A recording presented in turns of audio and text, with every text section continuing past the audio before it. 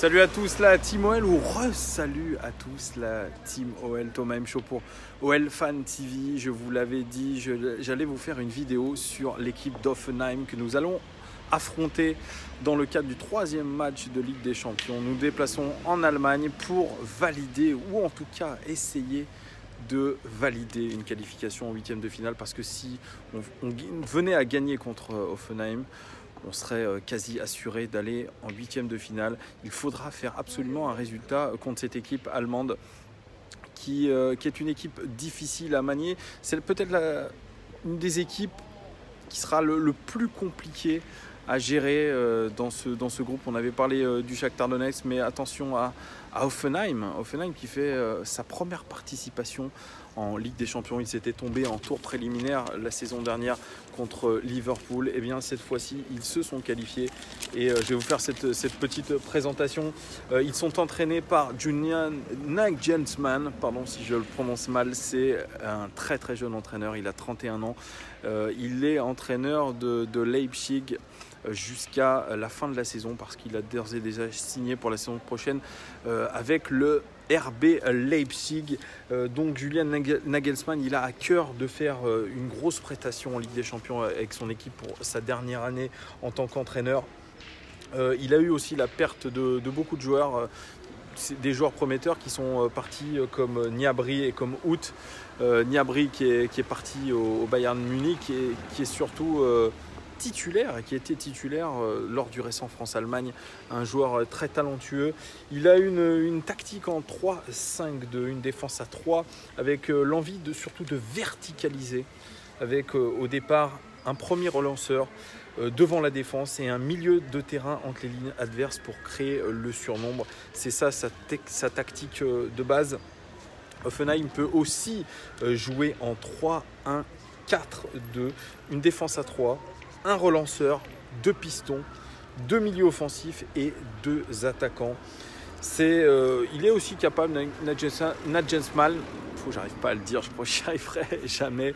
Il est capable aussi, l'entraîneur de Hoffenheim, de jouer avec un double pivot. C'est quelque chose qu'il est capable d'adapter en cours de match. Il a une attaque flexible. Ils peuvent jouer aussi à base de ballons longs, ils ne sont pas figés. C'est une équipe qui est capable de se mouvoir pendant le match et de changer finalement en fonction de leur adversaire. Ils sont capables, c'est ça, de beaucoup évoluer au cours d'un match. Ils ont perdu Sandro Wagner. Sandro Wagner, ça vous dit peut-être quelque chose. C'est l'attaquant du Bayern Munich, c'est un international allemand. Ils l'ont perdu l'été dernier. Il a été remplacé par une ancienne connaissance lyonnaise, Ishak Belfodil, international algérien, qui lui aussi est capable de jouer ce rôle de pivot. Alors, Ishak Belfodil, il n'est pas souvent titulaire avec Hoffenheim, mais il est capable vraiment d'endosser ce rôle dos au but qui est assez intéressant. Donc la philosophie de l'entraîneur allemand d'Hoffenheim, c'est regagner la possession sans tacler. Il est plutôt adepte d'un football propre, parce que si on a besoin de tacler, c'est qu'on est en retard. C'est ce que disaient certains grands entraîneurs italiens. Je ne veux pas faire le mec qui connaît des choses, mais Arrigo Sacchi disait que si on a besoin de tacler, c'est qu'on est en retard et qu'on est mal placé. Voilà, c'est pour ça que l'entraîneur allemand est là-dessus. Il doit forcer absolument l'adversaire à commettre des erreurs. Les joueurs doivent absolument couper les lignes de passe adverses. C'est plutôt cette stratégie-là, c'est-à-dire avoir un temps d'avance. Et puis l'équipe est très très bien organisée aussi à la perte du ballon. C'est un mix entre du marquage individuel et un marquage en zone avec orientation du corps. Voilà. Donc tout est très précis, tout est bien huilé dans cette équipe. Et puis les pistons, vous savez, dans le 3-5-2, les latéraux sont souvent des pistons qui font avant-arrière, avant-arrière. Et les pistons pressent très haut et forcent l'adversaire à jouer au centre pour les enfermer ensuite. Vous voyez, c'est ça. Étouffer l'adversaire avec les pistons qui sont très hauts. L'adversaire joue au centre. Hop, directement, vous avez les milieux de terrain adverses qui nous sautent dessus. Et ça y est, on perd le ballon. Voilà comment l'entraîneur allemand voit la façon de jouer de son équipe. Elle est très très précise. Alors là, je vais vous parler aussi des joueurs clés. Des joueurs clés. et peut-être même de toute l'équipe. Allez, je vais faire toute l'équipe. Il y a des joueurs clés, mais tous les joueurs ont vraiment un rôle particulier dans cette équipe. Ce sont tous des chefs d'orchestre à leur niveau. On commence par le gardien, Baumann. C'est un gardien allemand, très grand gabarit, proche de Manuel Neuer, redoutable sur sa ligne, beaucoup d'arrêts réflexes pour lui. Son pourcentage d'arrêt la saison dernière était de 76%, ce qui est assez énorme. Donc c'est un gardien qu'on avait pressenti pour aller jouer à Marseille en remplacement de Steve Mandanda. Ça ne s'est pas fait, mais c'est un gardien qui bloque les ballons et qui est très très bon au pied. Donc Baumann, c'est un formidable rempart. Vous voyez, c'est cette école allemande vraiment où on prend des gros gabarits, un peu à la Manuel Neuer. Et franchement, c'est un très très bon gardien. Regardez sur YouTube, il y a des compilations où vous voyez que le mec, c'est pas une tanche. En défense, c'est une défense à 3. Donc le défenseur droit, c'est Bisaksic. C'est un solide défenseur, très bon tacleur, très bon intercepteur surtout. Par contre, il commet beaucoup de fautes. Il est international bosnien. Il évolue avec notamment Edin Dzeko en sélection et Miralem Pjanic. C'est un défenseur solide sur lequel s'appuie l'entraîneur allemand. Le capitaine Kevin Voigt, 1m94, capitaine, très bon passeur et qui aime le jeu long. Il aime aussi beaucoup tacler. C'est un ancien milieu défensif d'Hoffenheim qui a été reconverti défenseur central dans cette défense à 3 pour ses qualités de relance exceptionnelles selon son entraîneur. Il était dans le viseur du Bayern Munich cet été, ça ne s'est pas fait, mais franchement il est promis à un très grand avenir. Un peu plus en difficulté par contre depuis le début de saison parce qu'Hoffenheim n'est pas très en forme depuis le début de saison. Il cumule les défaites et les mauvais résultats, ils sont en manque de confiance. Le défenseur gauche, Posch. Non, pas comme Posch Spice, comme Spice Posch, comme Victoria Beckham, pardon, je dis n'importe quoi, excusez-moi. Il est autrichien, il a 21 ans, c'est un très bon tacleur, très bon relanceur. Alors, je vous dis très bon tacleur alors que je vous disais juste avant que Nagelsmann, l'entraîneur, privilégiait plutôt une défense sans tacle. Pourtant, depuis le début de la saison, ils ont du mal à appliquer cette méthode. Ils sont obligés de beaucoup tacler, mais le football allemand, c'est plutôt ça. C'est beaucoup de tacles, c'est beaucoup de rugosité défensive. Donc ce sont des joueurs qui ont cette qualité-là de bien tacler. Voilà, c'est comme ça. Donc Posch, très bon relanceur aussi. Par contre, il a beaucoup de défauts de concentration. Voilà, c'est les défauts de la jeunesse, comme je dirais. Nous aussi, dans notre équipe à l'OL, on a des défauts de concentration. Leur piston droit, parce que le rôle des pistons est très important, comme je vous disais, dans le 3-5-2. Alors le piston droit, c'est Kaderabek. Kaderabek, c'est l'international tchèque. Très bon centreur. Alors attention à sa qualité de centre. Il est aussi capable de délivrer beaucoup de passes clés, 2,4 passes clés par match en moyenne. C'est le deuxième meilleur créateur de cette équipe allemande. Et puis, nous avons au milieu de terrain, au centre, Bittencourt. Bittencourt, c'est un Brésilien né en Allemagne. C'est un petit gabarit virevoltant qui est très bon dribbleur, très bon finisseur et surtout très bon dans le repli défensif. Il est dangereux par son intensité et son jeu vers l'avant. Alors vraiment pour l'avoir vu notamment face à Arsenal la saison dernière quand il jouait au FC Cologne, franchement, il a un abattage incroyable, ce joueur-là. Attention à Bittencourt, il est vraiment très fort. Vraiment, j'espère qu'il va être très bien muselé par notre équipe parce que c'est un de leurs joueurs clés au milieu de terrain. Il est associé à Grealish, qui est un relayeur autrichien très solide avec un grand gabarit. Il est très bon passeur, très bon sur les ouvertures en profondeur, dans les duels aériens et dans les interceptions.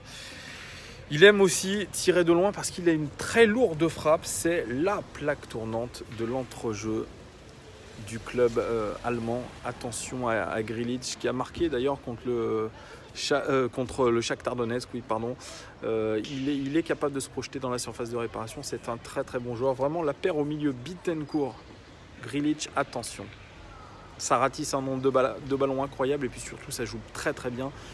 Et il y a vraiment une différence en plus de gabarit. Vraiment, vous avez un joueur qui a Bittencourt qui est très très petit, qui fait 1m71 et vous avez un Grealish qui dépasse le 1m90. Donc ça fait deux profils qui sont différents, mais ils font dans un très bon soir, ils peuvent faire très très mal. Et puis au milieu de terrain, vous avez ce piston droit qui s'appelle gauche, non, Kramaric, excusez-moi. Il est au milieu lui aussi, parce que on est dans un milieu à 5. Kramaric qui est international croate. Je pense que pour certains, ça vous dit quelque chose. Vous l'avez vu à la Coupe du Monde. Très, très gros volume de jeu. Très bon centreur. Très bon pour porter le ballon, parce qu'il est très bon techniquement. Pour faire des passes en profondeur ou pour tirer de loin, parce qu'il a une très belle frappe. Il est aussi très, très adroit sur coup franc, Kramaric. Ça a été l'un des très grands artisans de la qualification de l'équipe croate en finale de Coupe du Monde. C'est lui qui a marqué ce but en demi-finale face à la Russie. Kramaric, c'est un super joueur. Il faudra vraiment compter sur Kramaric et le museler comme il faut, parce que lui aussi, dans un bon soir, ça peut faire très mal. Et puis, un autre très très bon joueur, peut-être l'un de leurs meilleurs, c'est Nico Schulz. Vous avez pu le voir lors de France-Allemagne. Il était piston gauche. Il était sur le côté de Benjamin Pavard et surtout de Kylian Mbappé. Il a très très bien muselé Kylian Mbappé. Il a fait des misères à Benjamin Pavard. C'est un très très bon créateur. C'est le meilleur de l'équipe. 2,5 passes clés par match en moyenne. Très offensif, très bon dribbleur. Voilà, vraiment, il faudra se méfier absolument de Nico Schulz qui est en feu en ce moment. Et puis si l'entraîneur allemand, le sélectionneur allemand lui fait confiance, c'est que il y a quelque chose, hein, vraiment autour d'un très très bon match contre la France. Et puis devant, ils ont aussi de très bons joueurs.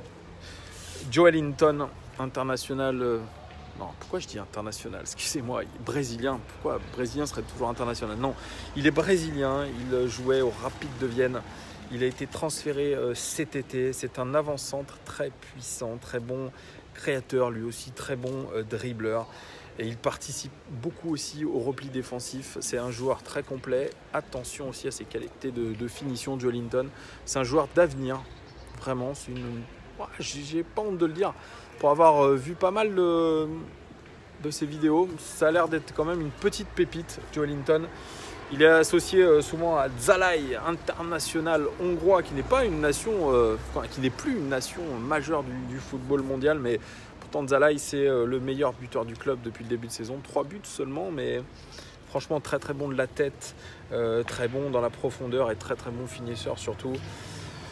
Par contre, il a un petit défaut, c'est qu'il est souvent hors jeu. Donc, si on peut le piéger au hors jeu, il est souvent dans la nasse. Voilà, mais Zalai, attention à lui. Attention, c'est un buteur sournois. C'est un redoutable renard des surfaces, quand il est dans un bon soir. Je vous dis beaucoup s'ils sont dans un bon soir, parce que oui, on pourrait retrouver une équipe d'Offenheim tout à fait transformée contre Lyon. On peut avoir des joueurs qui ont envie vraiment de faire le match qu'ils doivent faire pour essayer de se qualifier aussi pour les huitièmes de finale. Alors, je n'ai pas parlé des remplaçants aussi en attaque, mais ils sont tout aussi bons. Reiss Nelson, qui est un joueur qui vient d'Arsenal, qui a 18 ans. C'est un attaquant très très rapide, très bon dribbleur aussi. C'est un super joker. Et qui a lui aussi beaucoup à prouver pour peut-être ensuite revenir du côté d'Arsenal.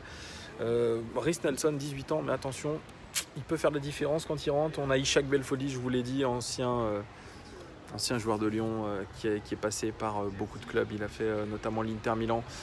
Un joueur qui avait beaucoup de talent.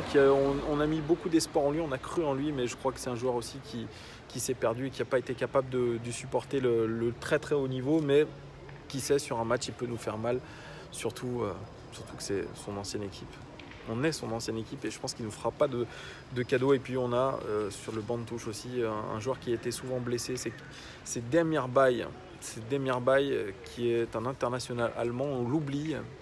Demir Bay qui est un excellent dribbleur, très bon passeur et c'est surtout un très très bon frappeur. Donc vous voyez, il y en a de la qualité dans cette équipe d'Hoffenheim. On ne le dira jamais assez. Je crois qu'il ne faut pas y aller en se disant « Ah, on est qualifié, on va faire un match, on va sortir un match normal. » et on va... Non, surtout pas y aller avec cet état d'esprit olympique lyonnais. Typiquement en se disant que les choses sont acquises d'avance. Non. L'équipe est certes un peu dans la nasse en ce moment. Hoffenheim, ils ont beaucoup de mal en championnat. Avant la trêve internationale, ils ont été battus par Francfort. Ça va pas très bien pour eux. En Ligue des Champions, c'est un poil mieux. Mais voilà, c'est une équipe qui est loin d'avoir dit son dernier mot. Il y a beaucoup de talent, c'est comme à l'OL. Ils ont perdu des joueurs importants, mais ils ont fait aussi re-signer des joueurs chez eux importants. Ils ont gardé une ossature solide. C'est une équipe qui est imprévisible et capable de faire des misères à n'importe quelle équipe, à n'importe quel moment. Liverpool a eu l'année dernière beaucoup de mal à s'en sortir face à eux. Moi, je pense que ça sera un match où il y aura des buts. Il y aura beaucoup de buts. Parce que effectivement, quand vous avez un système en 3-5-2, vous mettez beaucoup de densité au milieu de terrain, vous mettez beaucoup de densité offensive, vous mettez un bloc haut, mais il y aura de l'espace dans le dos de leur piston et c'est ça qu'il faudra exploiter pour l'OL, c'est exploiter ces déséquilibres, exploiter les contre-attaques. On sait qu'en Ligue des Champions, la majorité l'année dernière des buts ont été marqués après une récupération haute. Il faudra faire ces récupérations hautes et surtout enchaîner très rapidement vers l'avant. Parce que c'est la clé aujourd'hui de ce football de 2018, c'est de verticaliser. Et c'est ce que je trouve qu'il manque à l'Olympique Lyonnais encore beaucoup, c'est la verticalité. Arrêter avec ces jeux de passes incessants en tournant autour du bloc adverse.